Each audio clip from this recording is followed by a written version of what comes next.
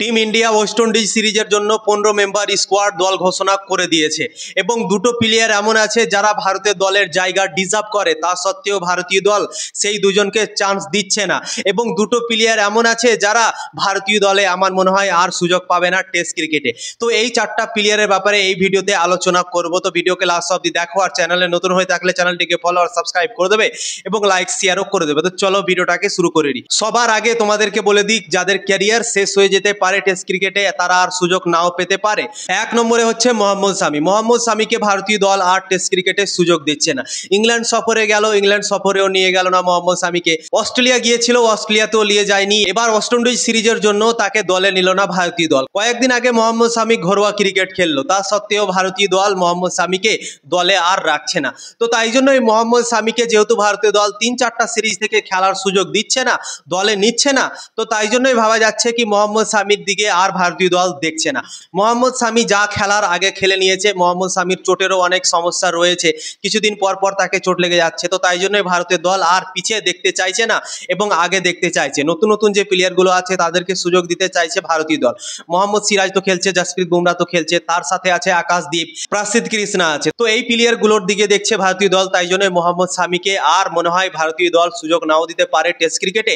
Test ক্রিকেটের career মনে হয় মোহাম্মদ শামির শেষ হয়ে গেল আমার মনে হয় এখান থেকে। 2 নম্বর করুণ নায়ার। করুণ নায়ারকে ভারতীয় দল ইংল্যান্ড সফরে নিয়ে গিয়েছিল, 4টা টেস্ট ম্যাচ খেলার সুযোগ দিয়েছিল 5টা টেস্ট ম্যাচের মধ্যে, এবং 4টা টেস্ট ম্যাচ খেলার পর সে মাত্র একটাই 50 করতে পেরেছিল এবং পুরো সিরিজে সে ফেল হয়েছে। তো তাই জন্যই ভারতীয় দল তাকে আর সুযোগ দিল না এবং ওয়েস্ট ইন্ডিজ সিরিজে তাকে রাখলো না।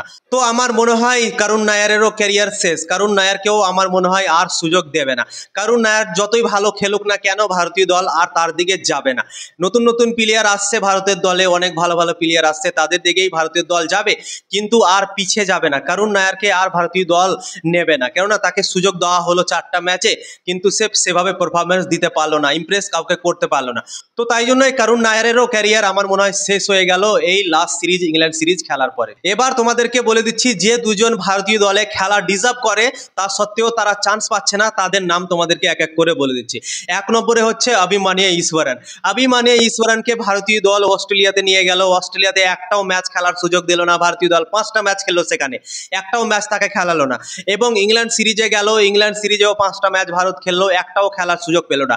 পিছে থেকে এসে সব প্লেয়ারগুলো এসে খেলে যাচ্ছে, কিন্তু অভিমান্যু ঈশ্বরনকে ভারতীয় দল খেলার সুযোগ দিচ্ছে না, তাকে ডেবিউ করার সুযোগ দিচ্ছে না। এবং এই সিরিজে ওয়েস্ট ইন্ডিজের বিপক্ষে তাকে ড্রপ করে দিল ভাই, তাকে আর দলই রাখেনি। তার কি দোষ ভাই, আমাকে সেটাই তোমরা বলো, সে কি দোষ করেছে? সে যদি খেলতো, খারাপ পারফরমেন্স করতো, তারপর তুমি তাকে ড্রপ করতে, সেটা মানা যায়। তুমি সেই প্লেয়ারটাকে খেলালে না এবং না খেলেই তাকে দল থেকে বার করে দিলে, এটা ভাই নাইনসাফি, তোমরাই বলো। এটা সরাসর নাইনসাফি আমার মনে হয় করেছে ভারতীয় দল অভিমান্যু ঈশ্বরনের সাথে। অভিমান্যু ঈশ্বরন কিছুদিন আগে জানিয়েছিল কি ইংল্যান্ড সফরে যখন সে সুযোগ পাচ্ছিল না, সবাই খেলার সুযোগ পাচ্ছিল, কিন্তু অভিমান্যু ঈশ্বরনকে খেলার সুযোগ দিচ্ছিল না, তখন নাকি গৌতম গম্ভীর বলেছিল কি তোমারও সময় আসবে, তোমাকেও যথেষ্ট সুযোগ দেওয়া হবে, একটা সিরিজ পুরো তোমাকে দেওয়া হবে, তুমি সেই সুযোগটা কাজে লাগাতে পারবে, এইভাবে গৌতম গম্ভীর বলেছিল অভিমান্যু ঈশ্বরনকে। অভিমান্যু ঈশ্বরন এই কথাটা নিজেই জানিয়েছে কি গৌতম গম্ভীর কোচ আমাকে এইভাবে বলেছিল। তো এই সিরিজে তো তাকে চান্সই দিল না। ওয়েস্ট ইন্ডিজের বিপক্ষে ভারতীয় দল 2 ম্যাচে টেস্ট সিরিজ খেলছে, তো এই সিরিজে তো তাকে দলে রাখেনি ভাই, 15 জনের স্কোয়াডেও রাখেনি। তো গৌতম গম্ভীর যে কথাটা তাকে বলেছিল, তাকে তো দলই রাখলো না।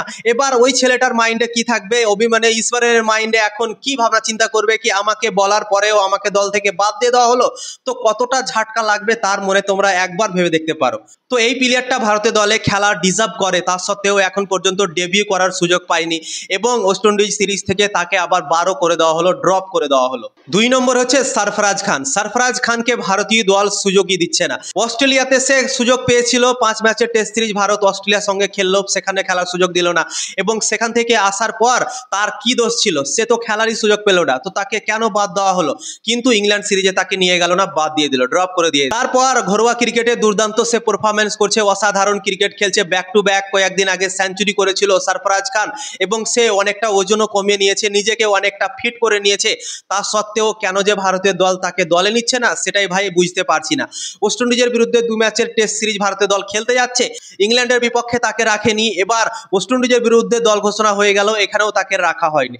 তো সত্যি সরফরাজ খানের সাথে কি যে হচ্ছে বুঝতে পারা যাচ্ছে না, কি দুশ্মনী যে বার করছে সরফরাজ খানের সাথে, সত্যি ভাই বোঝা যাচ্ছে না। সে ডিজার্ভ করে ভারতীয় দলে, তা সত্ত্বেও সুযোগ পাচ্ছে না। দেবদত্ত পাডিক্কাল সুযোগ পেয়ে গেল, ওয়েস্ট ইন্ডিজের বিপক্ষে 15 জনের স্কোয়াডে দেবদত্ত পাডিক্কালকে রাখা হয়েছে, তো সেই জায়গাটাতে তো রাখতে পারতো সরফরাজ খানকে, তো তাকে রাখলো না। তো সরফরাজ খানকে ভাই কেন যে সুযোগ দিচ্ছে না সেটাই বোঝা যাচ্ছে না।